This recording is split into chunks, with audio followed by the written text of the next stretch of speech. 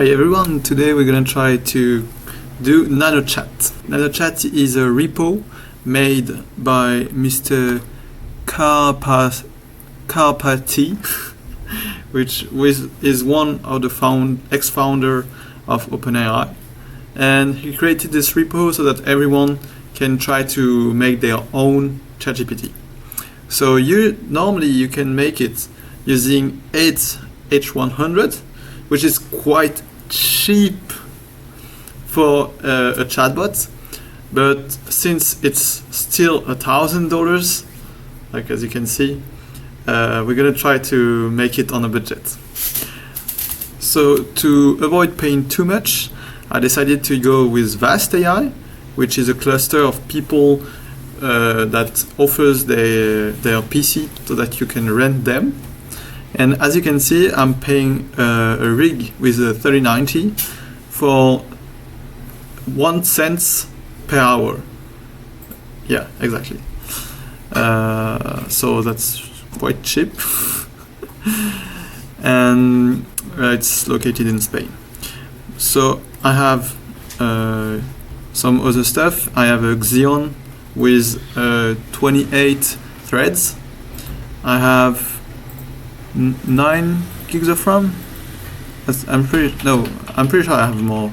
I have 1 terabyte SSD, and I have 24 gigabytes of VRAM because I have a 3090. So I basically followed the guide Karpathy put on the discussion of the repo. I just followed every instructions. I SSH into my virtual machine, as you can see here, and I launched the training process.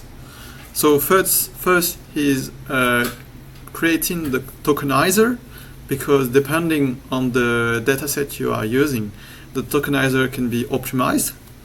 So that's why we have this step. And after this, we have the pre-training, which is the longest part. It's the actual training of the model, which I'm currently doing. And you can pass some parameters. By default, he's recommending to run this command, which is using 8 GPUs and produce, no, it's not this, it's 20. And producing a model which has 20 layers. So it's approximately 1.5 billion parameters, which is quite good. It's the size approximately of GPT-2, and we can get comparable results for $100, which is quite good. But since we are on a budget, I'm gonna run this one. It's not 32, it's 16. So I'm spawning only 1 GPU and with 2 layers and with a batch size of 16. So since I have 2 layers and each layer is 8 million parameters, it will be a 16 million parameters model. So it allows to make it quite fast. So as you can see, I have 600 steps to do, and we are already at 60% of the training, and we spend 7 minutes.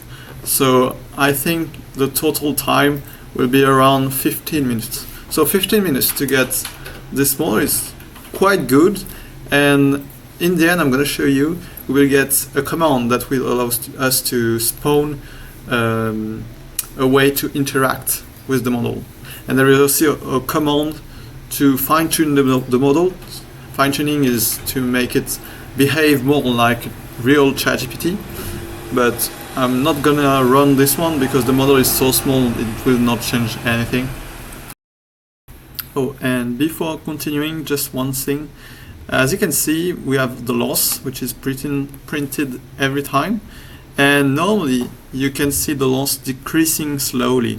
So we were at 4.8 and now we are down in average to 4.7, and it will continue. And the lower the loss is, it means the better the model is on your data set. So if your data set is very specific, the model will be great, but only on this specific use case.